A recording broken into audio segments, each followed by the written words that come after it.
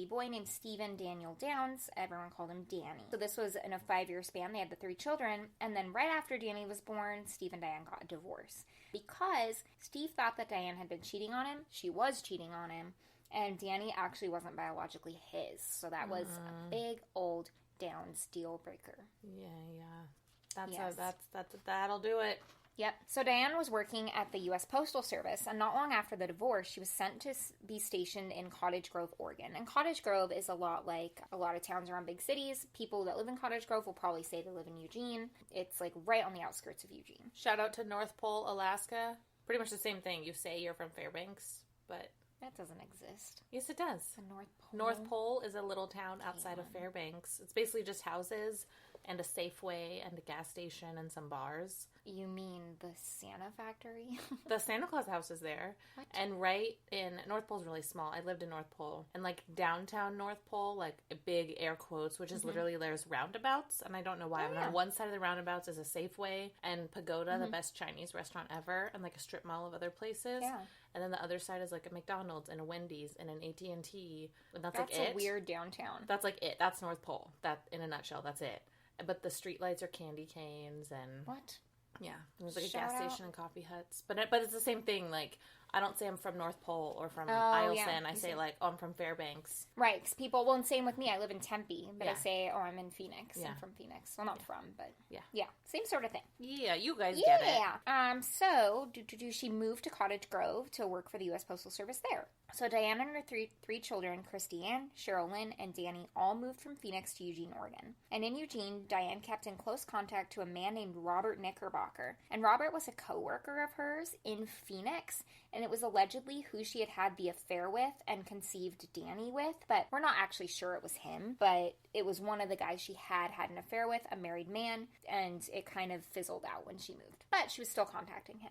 On May 19th, in 1983, Diane, who was 27, got the kids ready for a short trip in the car to go stargazing after being at her friend's house in Marcola, which is like another area outside of Eugene. Christy was 8, Cheryl was 7, and Danny was 3. So they're not like super, super young children, but they're not teenagers. They're, they all piled up into their mom's new rust-colored car. And in Oregon, there's a lot more stars visible than Phoenix. So this is something that they like to do, go out and see the stars, versus in Phoenix where you have like one star. And you look out the window and you're like, do they even exist? No, because it's smog. And it is. So what do they call it? The city light pollution? Yeah. All the it's bad buildings? here. Yeah. It's so bad. It's disgusting. Phoenix smells like hot dogs. The pollution is so bad, it just smells like hot dogs outside. All the time.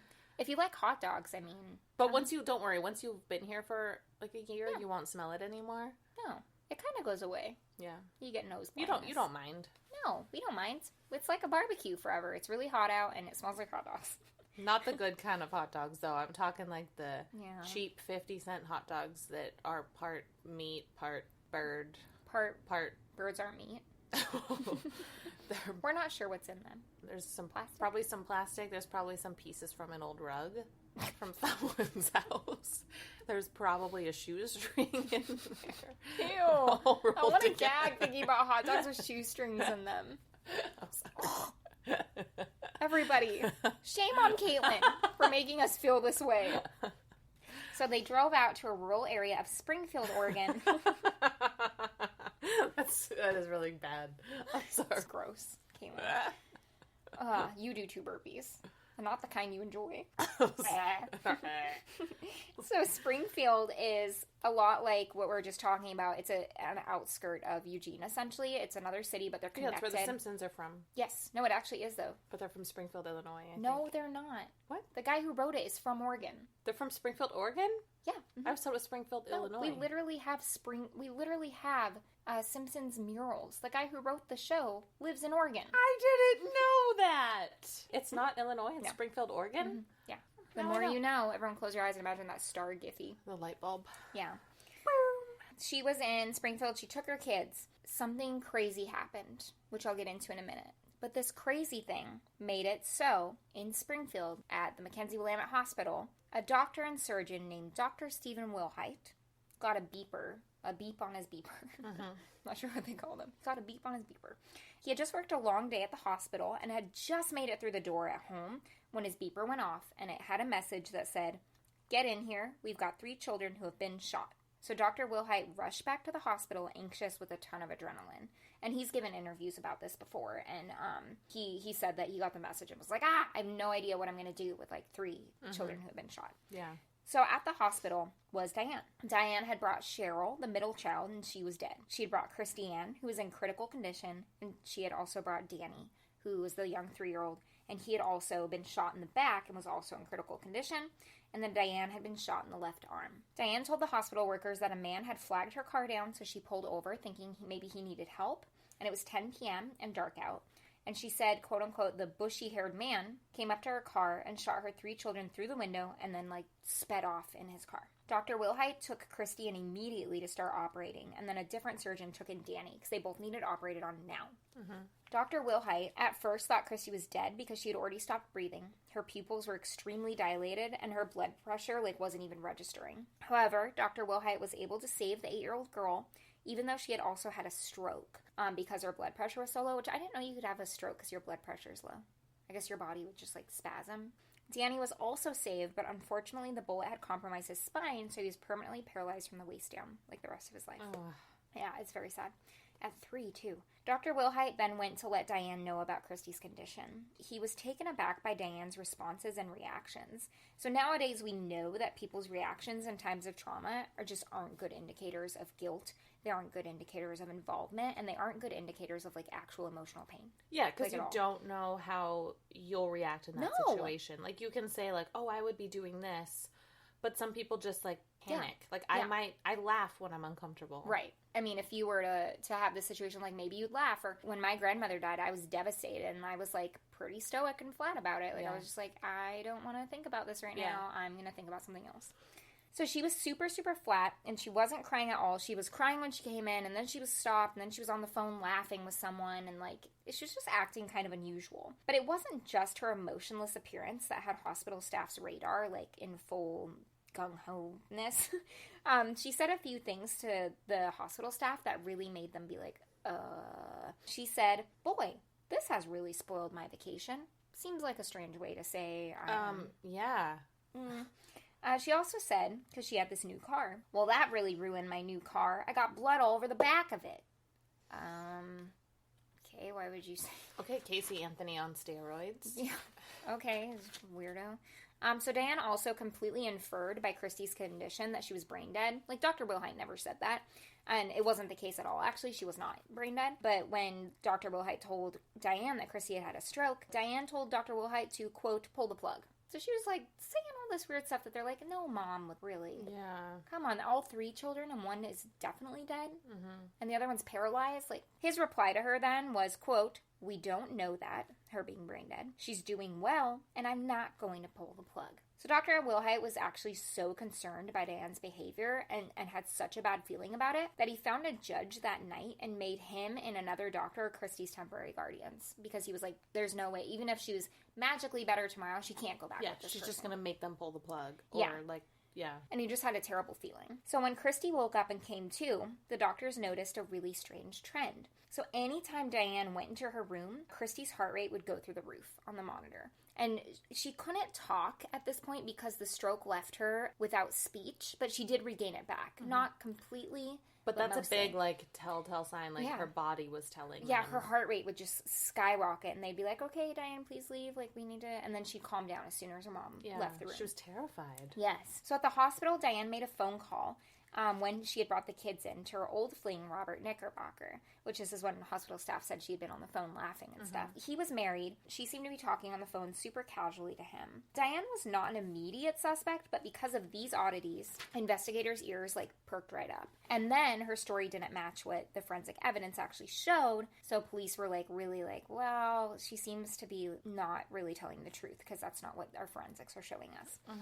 So police also found, after interviewing people in Diane's life, that Robert and Diane had had an affair, yes, but that after the affair, Robert actually called Diane a stalker and said that Diane even, quote, seemed willing to kill my wife so that we could be together. So I don't know what led him to say that, but, like, he obviously was like, no, she's a psychopath. Yeah, like she talked about it or hinted at it or... Yeah, and so Robert had been crystal clear and adamant to Diane about not wanting kids, not liking kids, not being interested in them. And so the motive ends up being that she knew this guy she wanted to be with didn't like kids, so she just wouldn't have kids anymore. Because she was trying to get him to move out to Oregon with her. She just wanted her kids to disappear. But I don't think he would have moved either way.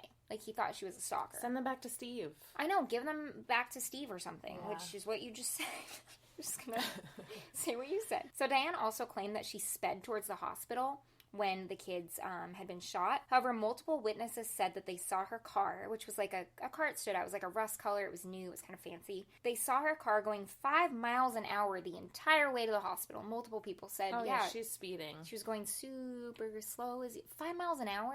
That's slower than traffic on the freeway. Yeah.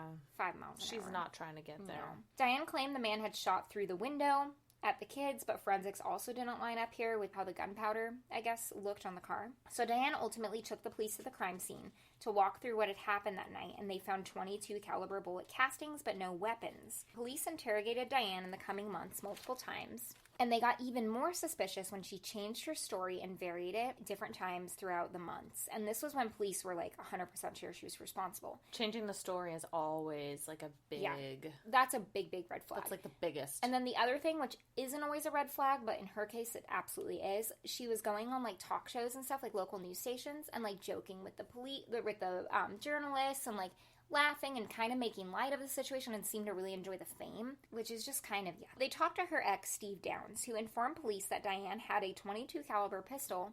Funny, because that's what they saw at the crime scene, the castings, which she conveniently failed to let investigators know about. Of course. So, the police decided to search Diane's home, and what did they find? The .22 caliber pistol, which also had some unfired bullets in it that matched the mark on the castings found at the scene of the crime. She was so cocky and thought she'd get away with it, that she didn't even throw away the gun. Nope. She brought it home. Yeah, and she just didn't even think that, I guess, they would look, because she shot herself in the arm too. So 9 months after the crime happened, Diane Downs, on February 28th of 1984, at 28 years old, which is crazy. Yeah, that's our age. Very crazy. Diane was arrested and charged with 1 count of murder and 2 counts of attempted murder. Christy had been taking extensive speech therapy after the stroke, and she never fully recovered, but she did regain her speech in a very, able to communicate way. Mm-hmm. On the witness stand, the prosecution asked Christy, who was 9 years old, if she remembered who shot her. Christy replied back, "My mom." She then told the court that her mom had pulled the car over that night. The song "Hungry Like the Wolf" was playing on the radio, and she said her mom got out of the car, went to the trunk, got something out of the trunk, and then all of a sudden they were shooting. Fred Hughey, who's the prosecutor on the case, was successful, and on June 17th, a year and a month after the crimes took place, Diane was convicted and found guilty of all charges, and she was given a life sentence plus 50 years and the possibility for parole. Fucking good. While Diane was awaiting trial, she became pregnant again by a father who we do not know. And she had a baby girl during her first few months of incarceration.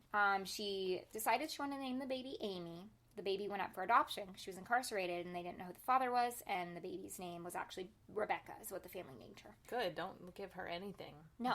Don't let her have the joy of naming this child. Yeah. Diane told prosecutors that she got pregnant because, quote, and you're going to love she got pregnant on purpose? She got pregnant because, quote, "I miss Christy, and I miss Danny, and I miss Cheryl so much. I'm never going to see Cheryl on earth again. And you can't replace children, but you can replace the effect that they give you.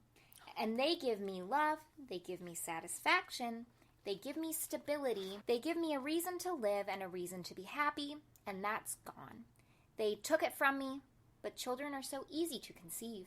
They took it from her? Whatever that means. They took it from me, but children are so easy to conceive. So, that's the most, disgusting thing. But it gets, Ted Bundy level worse, because 3 years later, Diane escapes from the Women's Correctional Center in Salem, Oregon. And she was at large for 10 days. However, she was found less than a half mile from the prison, and she was then sent to a maximum security prison, so she couldn't escape again in New Jersey, and she now resides in a prison in California. So Diane has tried for parole, but has been denied both times in 2008 and 2010, But she's up for parole again next year in 2020, and she'll be 65. Stamp it with the "Don't let the bitch out" stamp. Don't let the bitch out. That's Sarah's and I's official stamp, and we're stamping her with that. Do not let this bitch out. She gets that stamp. No, we don't give that to everyone. No. I mean, I think she's the third. Yeah, she's our third. She gets 2 stamps. We're each going to stamp it. One in the front, one in the back. Yeah. So everyone can